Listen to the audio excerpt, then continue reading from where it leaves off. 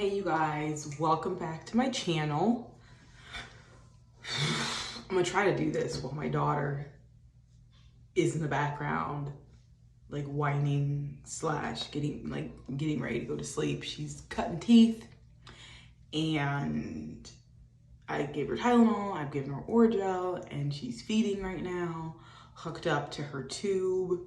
So I'm just really hoping that with like all three of those things combined, she like continues to inch her way to bed. But I'm just here in my bathroom getting ready to take off my makeup for the day, and I just kind of want to talk about some things. I mentioned it already on my TikTok, but I don't really know if I have any subscribers from here who I'm friends with on TikTok. So we're just gonna continue talking about it here. I think it's a really important subject, and with me raising two daughters, makes me want to lead my voice towards this very nuanced, layered discussion of what I'm getting ready to go into while I take my makeup off.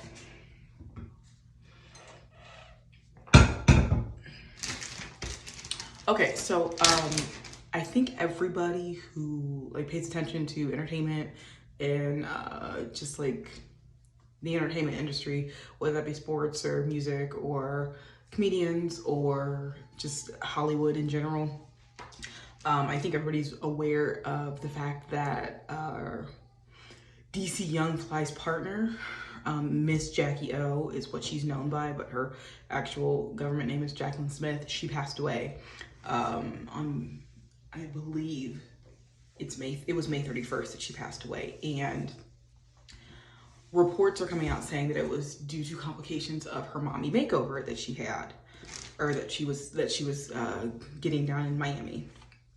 And apparently she had just had her third baby. He was 10 months old, and she has unfortunately passed away due to cosmetic surgery of some form of the mommy makeover. Now, if you're not familiar with the mommy makeover, after a woman has had a child or multiple children, you know, the body changes. The stomach doesn't stay flat anymore, or as flat as it was prior. It's a lot more difficult to get back to a flat stomach if you breastfeed, or if you exclusively pump, or if you do both, or any of those combinations. Your boobs grow really, really big due to the breast milk, and then once you stop producing and or stop breastfeeding, they lose their ample size a lot of times, and they basically don't go back to the size they were pre-pregnancy. You get loose skin, you get very visible stretch marks. Everybody knows what happens when a woman, for the most part, has multiple children. I had two babies in 26 months. The second baby weight has not been anywhere near as easy to lose as the first baby. But I will say that I'm not famous. I'm not on social media. I never started off using my body, my looks, anything physical about me. That never propelled me to stardom the way it did her. And so I don't face the pressure that women in the industry face when they're trying to stay relevant and they're trying to stay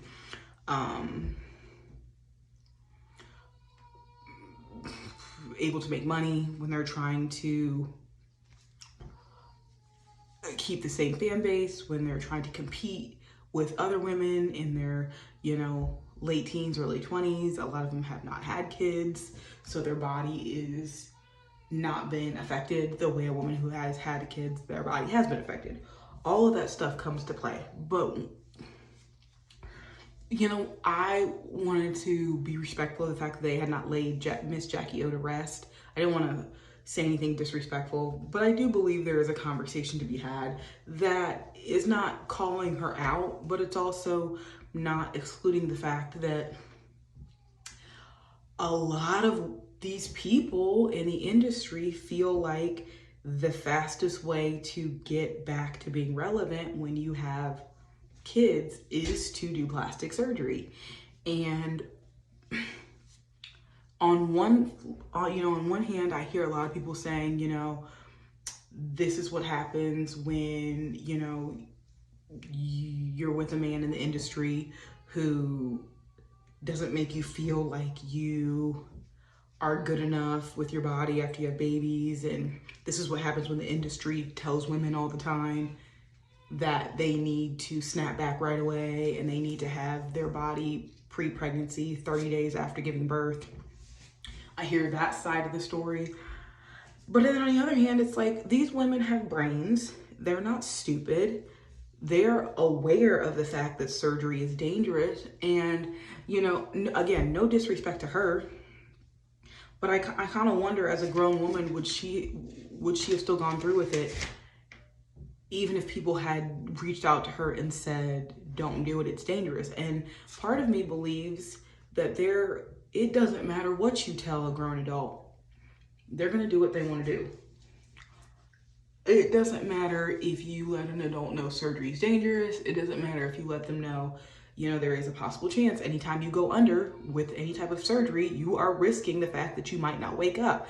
Now, statistically speaking, most people do wake up, but statistics are there for a reason, because at least one person is not going to wake up. You just don't really bet on the fact that one person is going to be you.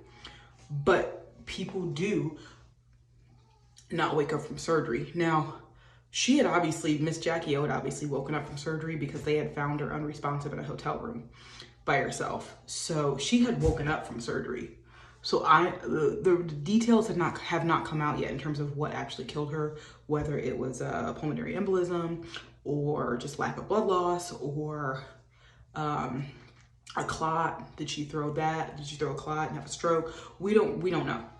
But she obviously did wake up from surgery because she was able to get to the hotel, which that's another thing in itself, the fact that she was found by herself. I understand not wanting to be put out on blast on social media after you have something like this, but like, where was your inner circle that wasn't right by you after surgery? Like, the fact that she was by herself and was found unresponsive. Where are your people? Like, one or two people that you have by you. Like, I'm not shaming this woman. I'm just, surgery is not something to mess around with. It's really, really not.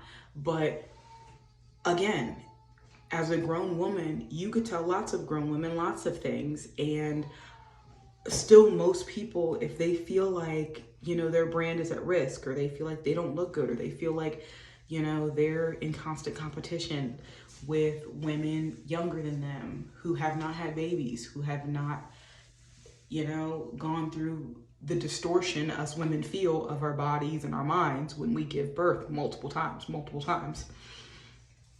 And like I said before, I have 2 daughters, so I always try to think when I do these videos, when I talk about topics, what I would tell them, what advice I would give them. Because to stand here and say that they're not going to feel pressure is stupid, it's ignorant, and it's so naive beyond it's just, it plays into this idea that, we can raise strong women, absolutely. But strong women still suffer from, peer pressure. Strong women still suffer from self-esteem issues. Strong women still suffer from lack of confidence. Strong women still suffer from doubt.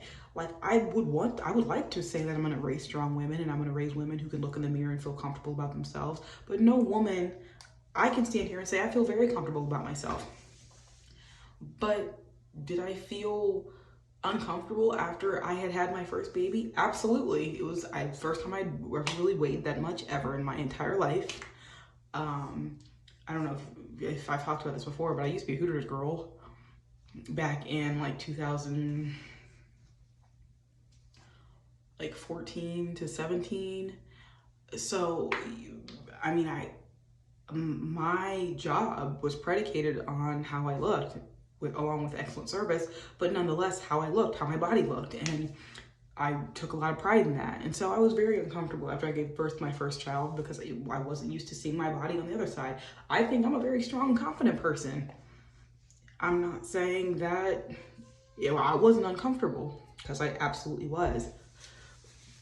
So I really try and think about what I would tell my daughter if any of my daughters decide to go into this industry. And even not in this industry, it's just like there's such a pressure on women to snap back to their pre-baby bodies quickly.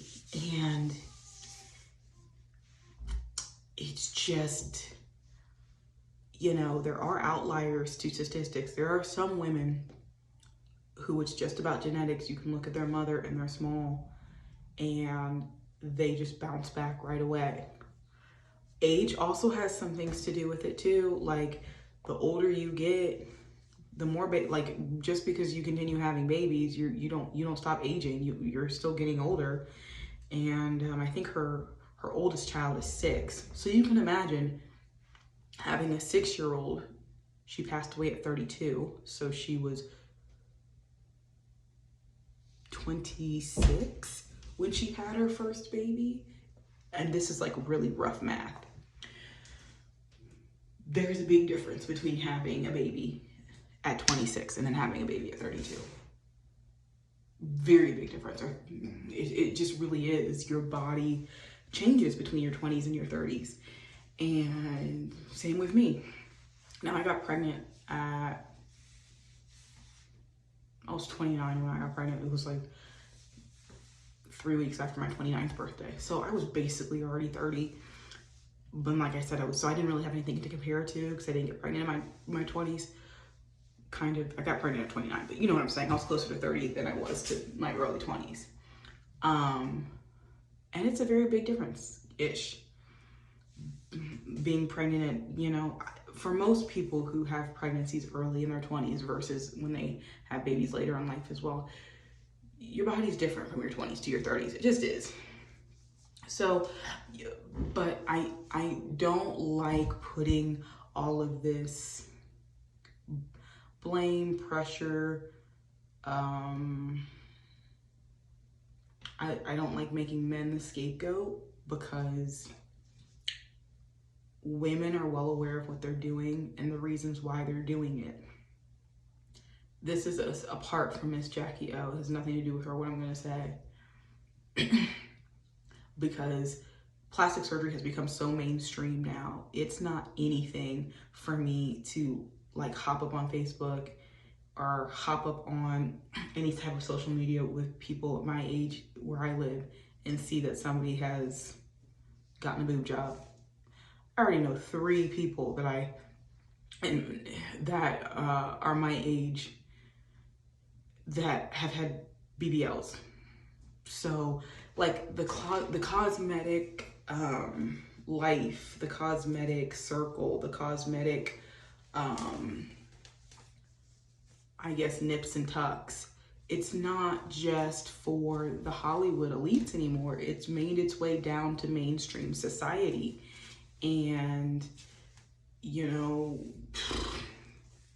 people want to look good with social media, with, you know, feeling like they're finished having kids. They, you know, this is a gift to themselves for like pushing out all those babies. Like I said, with my 2 girls, I'm not gonna sit up here and just like be like, oh, I'm gonna raise strong women and they won't ever have an issue or ever like run to plastic surgery. I think one of the best things I can do is just lead by example. I talk about on here all the time about how like when my daughters look at me, I'm the first example they see when it comes to respect. I'm the first example they see when it comes to hygiene. I'm the first example they see when it comes to diet. I'm the first example they see when it comes to how I put myself together and present myself to the world. I am their first example as a woman of how I carry myself. And so it'd be nice to just come on here and be like, I'm never ever going to talk bad about myself or talk bad about my body, or I'm gonna try my best to fight insecurities, you know, behind a closed door, because I think it can be done, but I think it's unrealistic because I think I don't want my daughters to look at me like I'm perfect. because when they inevitably do feel insecure about something, because that's just part of life, I don't want them to feel like they can't come to me. So I just hope that they surround themselves with people in their lives, whether it be their friends, the men that they choose, the mentors they choose. I just hope that I give them enough guidance to surround themselves with people who love them, who look at them and support their decisions, whether it be good or bad. Just know that they're always there. And if that day ever comes where they feel like plastic surgery is the answer, I'm gonna be honest with them and sit them down. If, one of my daughters ends up having, small boobs and the other one, has a bigger chest area, if one sister feels like she's not getting, if one daughter feels like she's not getting enough attention because, she has a small chest, I understand how that is. There were lots of girls who felt like, not having ample chest was the reason why boys weren't talking to them. And, I'm just going to hopefully sit them down and let them know this too shall pass. There is life after high school. But unfortunately, self-esteem doesn't just skyrocket after high school. You go through phases where you don't feel your best.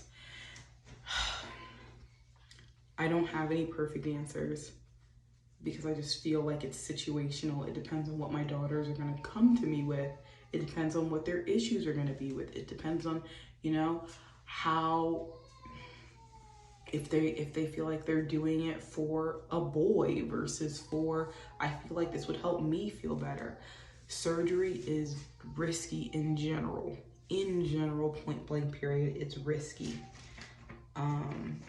But like I said, I feel like most people that I know,